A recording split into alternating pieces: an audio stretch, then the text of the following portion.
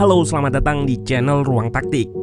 Di video kali ini, kita akan analisis laga Manchester United versus Crystal Palace yang berkesudahan dengan skor 2-1. Laga ini diwarnai dengan keunggulan cepat MU dari titik penalti. Lalu sempat buntu lama dan pergantian Jitu Ten Hag membuahkan hasil gol dengan prosesi yang cantik pada babak kedua. Namun, MU harus bermain dengan 10 pemain lantaran dikeluarkannya Casemiro karena dianggap melakukan violent conduct atau perilaku kekerasan. Ini akibat ia menaruh tangan di leher Will Hughes menurut interpretasi wasit. Apapun itu, Casemiro nampak menerima keputusan tersebut dengan baik dan MU pun merespon dengan mengubah strateginya. Bermain dengan 10 pemain, MU awalnya menggunakan shape 4-4-1 guna meredam serangan Palace. Dan sampai akhir laga, pemain bertahan dimasukkan untuk meredam keunggulan fisik pemain Palace. Nah, seperti apa jalannya laga dari segi taktikal? Let's go, kita bahas sama-sama. Tuan rumah Manchester United menggunakan formasi pakem 4-2-3-1 dengan Casemiro dan Fred sebagai double pivot. Weghorst kembali bermain lantaran Martial cedera. Sementara sayap diisi Antony dan Rashford. Sementara itu, Crystal Palace dengan pelatihnya Patrick Vieira juga menerapkan formasi 4-2-3-1 yang banyak terlihat menjadi 4-4-2 saat bertahan. Kunci dari dominannya penguasaan bola MU sebelum bermain dengan 10 pemain adalah high press dan counter press yang dilakukan oleh tim asuhan Ten Hag ini. MU menerapkan high press agresif dengan 3 preset terdepan yang di-cover oleh 2 gelandang di belakangnya, menutup gelandang bertahan atau DM Palace. Terlihat Antony memberikan kode agar Wan-Bissaka naik, karena akses umpan ke kiper sudah terbatas ke sisi kanan pertahanan MU, jadi tertebak. Dengan high press ini, pemain-pemain Palace terlihat nggak nyaman untuk berlama-lama menguasai bola, sehingga akan cepat untuk melepaskan possession ke depan yang bisa diantisipasi dengan baik oleh MU.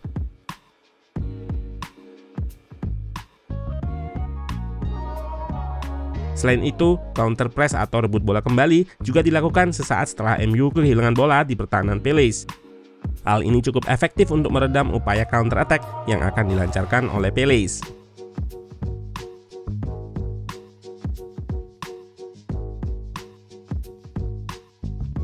Di fase awal bangun serangan, MU nggak banyak mendapatkan tekanan dari Palace yang lebih banyak bermain reaktif menunggu di tengah.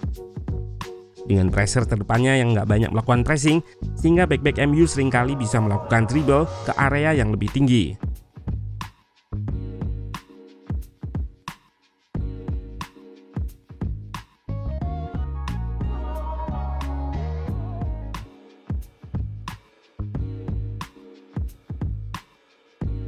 Selain itu juga terlihat pertukaran peran yang sering dilakukan oleh 2 fullback MU, Wan-Bissaka dan Shaw, yang bergantian untuk naik turun. Saat Shaw naik, maka Wan-Bissaka akan stay di posisinya. Juga sebaliknya, saat Wan-Bissaka bergerak naik, maka Shaw akan turun.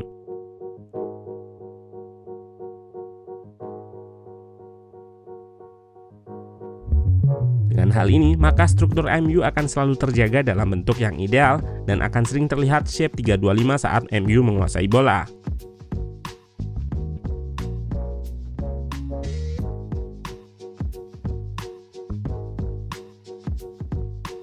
Dalam melakukan serangan, terlihat MU lebih dominan menggunakan kedua area sayap dengan wingernya disupport oleh kedua fullback yang aktif untuk melakukan overlap ataupun underlap.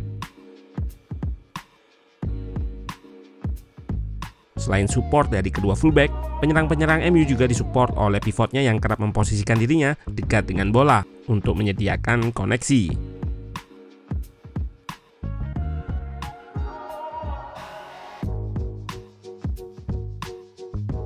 Saat serangan MU di sayap diredam oleh pertahanan Palace dengan wide overload, MU akan melakukan sirkulasi ke belakang atau ke samping untuk mengurai kerapatan pertahanan Palace dan mengubah arah serangan ke sisi jauh. Hal ini cukup berhasil seperti yang terlihat di proses sebelum gol pertama MU di awal laga. Sirkulasi dan switch play MU ke sisi kiri berhasil membuka celah di backline Palace yang dimanfaatkan oleh Shaw untuk melakukan underlap mengekspos channel setelah sebelumnya back kanan Palace tertarik oleh pergerakan Rashford. Dari situasi inilah handsball pemain Palace di kotak penalti terjadi. dan menjadi awal dari gol pertama MU yang dicetak oleh Bruno dengan penalti skip hop jump yang berhasil mengecoh kiper Palace, Guaita.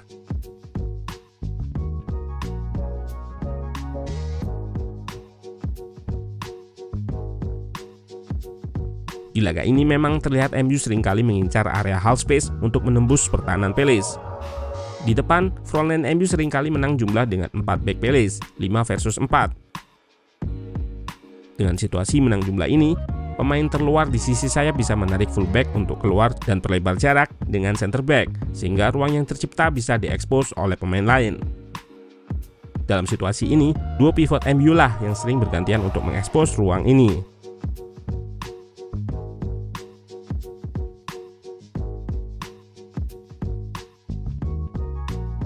Selain itu, pemain MU juga seringkali melakukan rotasi atau pertukaran posisi yang semakin memperbanyak dimensi serangan MU dan bisa mengacaukan pertahanan blok rendah dari Palace.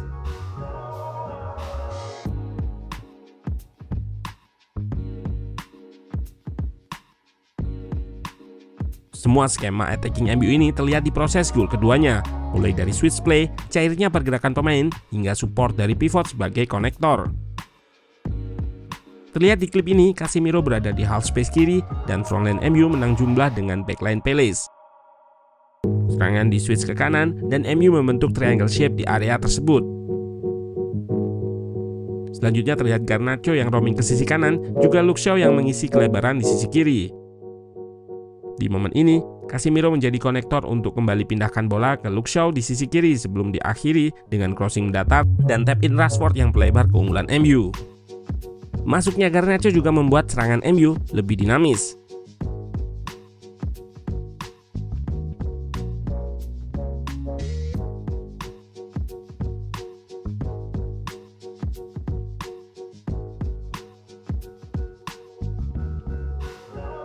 Dalam aspek bertahan, sebenarnya MU relatif bisa meredam Palace yang ditunjukkan dengan XG timeline berikut, di mana grafik Palace lebih sering mendatar sebelum akhirnya banyak mendapatkan peluang setelah Casemiro di kartu merah. Lisandro Martinez nampak beberapa kali melakukan aksi bertahan yang krusial dalam menggagalkan serangan Palace. Beberapa aksinya menyulitkan penyerang Palace, jadi penyelamatan penting lewat pembacaan timing yang tepat dalam menentukan pergerakannya.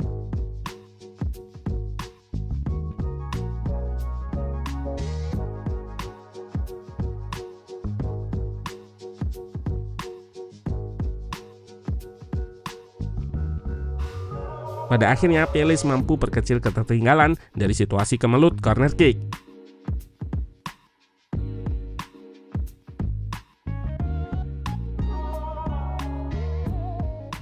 Namun, MU yang berhasil pertahankan keunggulan 1 golnya lewat aksi bertahan Martinez dan masuknya tambahan back semakin kokohkan lini pertahanan.